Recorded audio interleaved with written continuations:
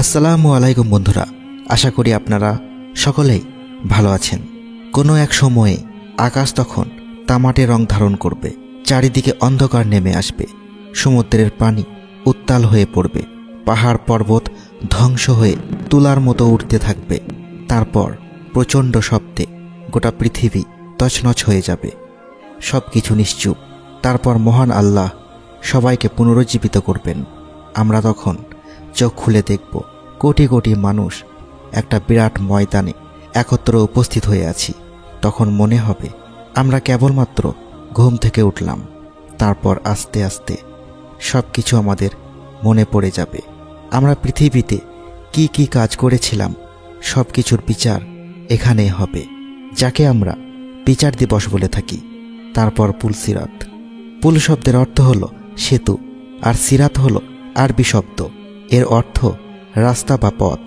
সুতরাং এই অর্থ দাঁড়ায় সেতুর পথ বা যে রাস্তা পুলের মতো। আমাদের যে জায়গায় বিচার হবে তার নাম হাসরের ময়দান। তারপর আমাদের পুলসিরাত পার হতে হবে। পুলসিরাত পার না হয়ে হাসরের ময়দান থেকে জান্নাতে যাওয়া যাবে না। বিচারের পর হাসরের মাঠ থেকে পুলসিরাত পার হয়ে জান্নাতের দিকে যেতে হবে। এই সুদীর্ঘ পুল পার হতে পৃথিবীর হিসাবে 30,000 বছরের প্রয়োজন।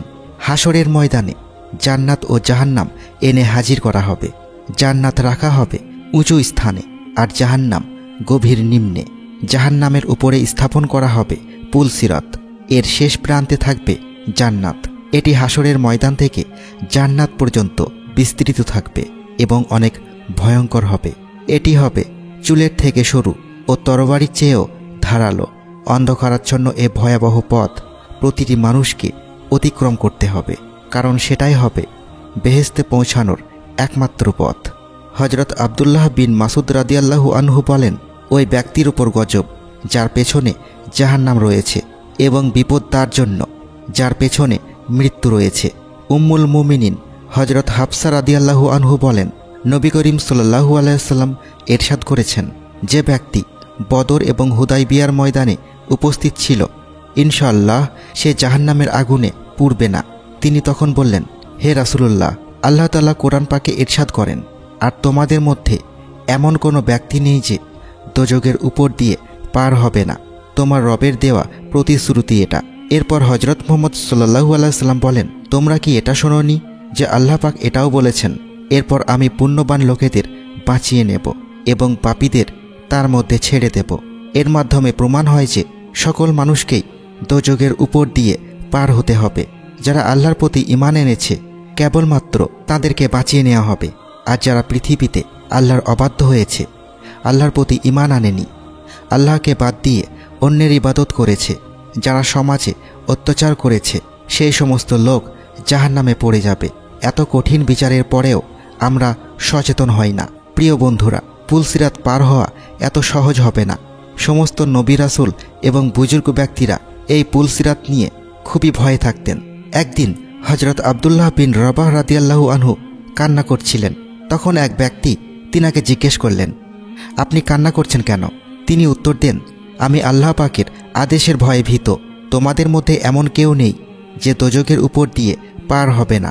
আমি তো জানি যে আমি দোজখের উপর দিয়ে পার হব, কিন্তু আমি এটা জানি না আমি সেই গন্তব্যে পৌঁছাতে পারবো কি না, নাকি জাহান্নামে পড়ে যাব। পুলসিরাত পার হবার পথ খুবই কঠিন। বন্ধুরা, একবার ভাবেন ওই সময়টি কেমন হবে, যখন সূর্য মাথার ঠিক 1 বিঘ উপরে বসে আগুন বর্ষণ করবে। মানুষ উলঙ্গ শরীরে এবং নগ্ন পায়ে থাকবে। আমাদের মস্তিষ্ক ফুটতে থাকবে, কলিজা ফেটে যাবে, হৃৎপিণ্ড গলার কাছে চলে আসবে। আর এই অবস্থায় পুলসিরাত পার হতে হবে, যেটি হবে চুলের থেকেও বেশি সূক্ষ্ম এবং তলোয়ারের চেয়েও বেশি ধারালো। আমরা তার উপর দিয়ে কিভাবে পার হব? আপনারা কেউ ভেবেছেন? আমরা দুনিয়ার রং তামাশায় ডুবে আছি। আমাদের মনে রাখতে হবে এই দুনিয়া শুধুমাত্র একটা ধোঁকা। হজরত হাসান বসরি রহমতুল্লাহ আলাইহি একজন লোককে হাসতে দেখেন। তিনি তখন তাকে জিজ্ঞেস করলেন, হে যুবক, তুমি কি পুলসিরাত পার হয়ে গেছ? সে বলল, না। তিনি আবার বললেন, তাহলে কি তুমি জানো তুমি জান্নাতে যাবে না দোজখে?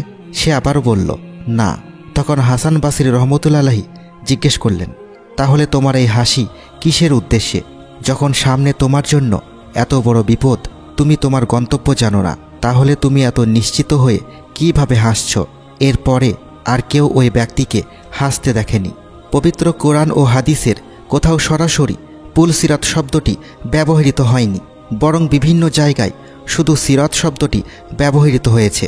আল্লাহ তাআলা বলেন, তোমাদের মধ্যে এমন কেউ নেই যে তাকে এটা পার হতে হবে না, এটা তোমার প্রতিপালকের অবধারিত ফয়সালা।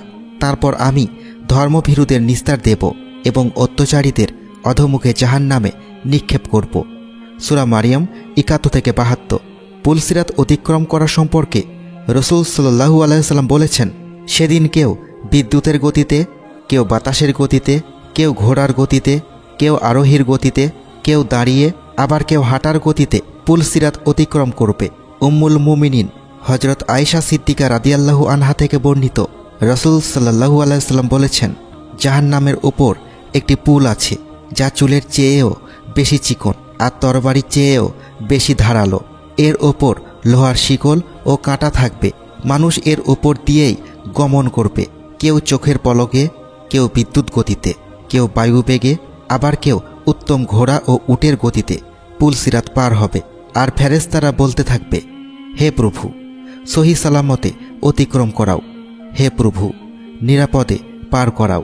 কেউ নাজাত পাবে, কেউ আহত হবে, কেউ উপর হয়ে পড়ে যাবে, আর কেউ অধোমুখী হয়ে জাহান্নামে পড়ে যাবে।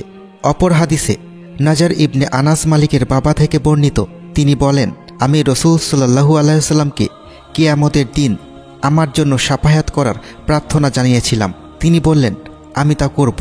আমি বললাম, ইয়া রাসূলুল্লাহ, আমি আপনাকে কোথায় তালাশ করব? তিনি বললেন, তুমি প্রথম তালাশ করবে সিরাতের পাশে। আমি বললাম, যদি সিরাতে আপনার সাক্ষাৎ না পাই? তিনি বললেন, হাউজে কাউসারের পাশে তালাশ করবে।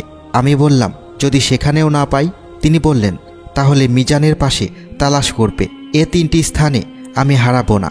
তিরমিজি কিয়ামত অধ্যায়ের সিরাত অনুচ্ছেদ।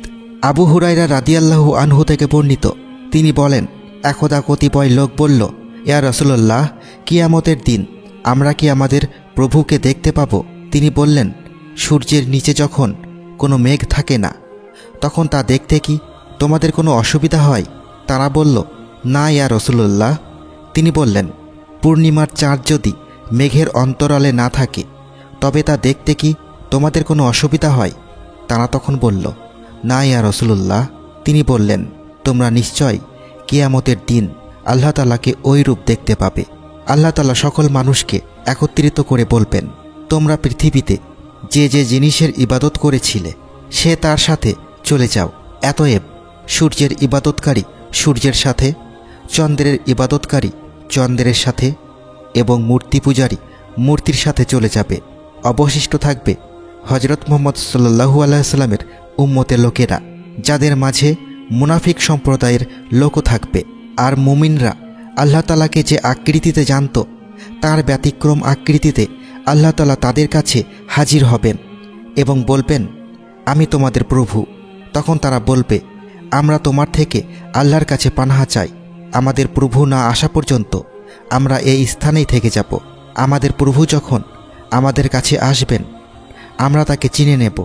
এরপর যে আকৃতিতে তারা আল্লাহ তাআলাকে জানত, সে আকৃতিতে তিনি তাদের কাছে হাজির হবেন এবং বলবেন, আমি তোমাদের প্রভু। তখন তারা বলবে, হ্যাঁ, আপনি আমাদের প্রভু। তখন তারা আল্লাহ তাআলার অনুসরণ করবে। এরপর জাহান্নামের পুল স্থাপন করা হবে। রাসূল সাল্লাল্লাহু আলাইহি ওয়াসাল্লাম বলেন যে, সর্বপ্রথম আমি সেই পুল অতিক্রম করব। আর সেই দিন সমস্ত রাসূলের দোয়া হবে, হে আল্লাহ, রক্ষা করো, রক্ষা করো। সেই পুলের মাঝে সাদান নামক গাছের কাঁটা নেয় কাঁটা থাকবে। তোমরা কি সাদানের কাঁটা দেখেছ?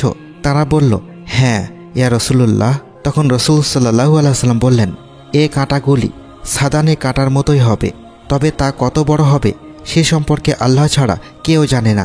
সে কাঁটাগুলি মানুষকে তাদের আমল অনুসারে ছিনিয়ে নেবে।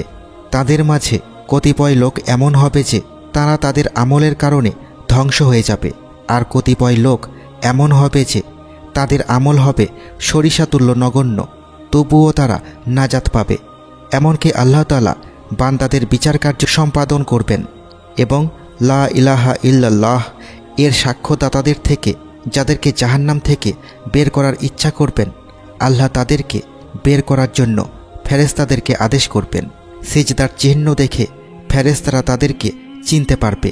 আর আল্লাহ তাআলা বনি আদমের ওই সিজদার স্থানগুলিকে জাহান্নামের জন্য হারাম করে দিয়েছেন। সুতরাং ফেরেশতারা তাদেরকে এমতো অবস্থায় বের করবে যে তখন তাদের দেহ থাকবে কয়লার মতো।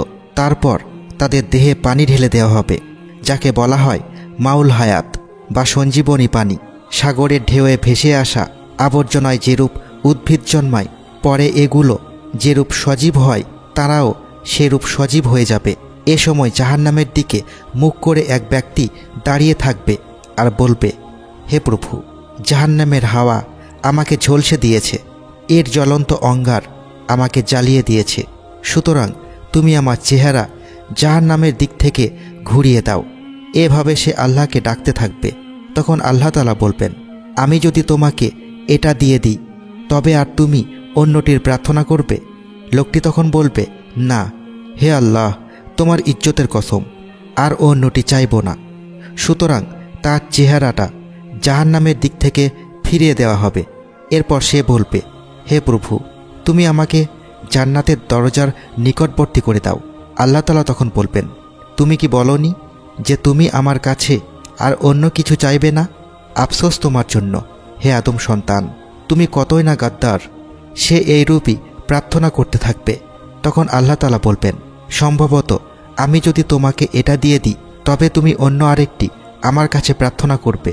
লোকটি তখন বলবে, না, তোমার ইজ্জতের কসম, অন্যটি আমি আর চাইব না। তখন সে আল্লাহ তাআলার সঙ্গে এই মর্মে ওয়াদা করবে যে সে আর কিছুই চাইবে না। তখন আল্লাহ তাআলা তাকে জান্নাতের দরজার নিকটবর্তী করবেন। সে যখন জান্নাতের মধ্যস্থিত নিয়ামতগুলি দেখতে পাবে তখন আল্লাহ যতক্ষণ চাইবেন ততক্ষণ সে চুপ থাকবে। এইরূপ সে বলতে থাকবে, হে প্রভু, তুমি আমাকে জান্নাতে প্রবেশ করাও। তখন আল্লাহ তাআলা বলবেন, তুমি কি বলনি যে তুমি আর কিছুই চাইবে না? আফসোস তোমার জন্য, হে আদম সন্তান, তুমি কতই না গাদ্দার। লোকটি বলবে, হে প্রভু, তুমি আমাকে তোমার সৃষ্ট জীবের মাঝে সবচেয়ে হতভাগ্য করো না। এভাবে সে প্রার্থনা করতে থাকবে। পরিশেষে আল্লাহ তাআলা হেসে ফেলবেন। আর আল্লাহ তাআলা যখন হেসে ফেলবেন তখন তাকে জান্নাতে প্রবেশের অনুমতি দিয়ে দেবেন। এরপর সে যখন জান্নাতে প্রবেশ করবে তখন তাকে বলা হবে, তোমার যা ইচ্ছে হয় আমার কাছে চাও। সে তখন আর্জ করবে, এমনকি তার আকাঙ্ক্ষা নিঃশেষ হয়ে যাবে। যখন আল্লাহ তাআলা বলবেন, এগুলি তোমার এবং এর সমপরিমাণও তোমার। আবু হুরায়রা রাদিয়াল্লাহু আনহু বলেন, ওই লোকটি হচ্ছে সর্বশেষ জান্নাতে প্রবেশকারী।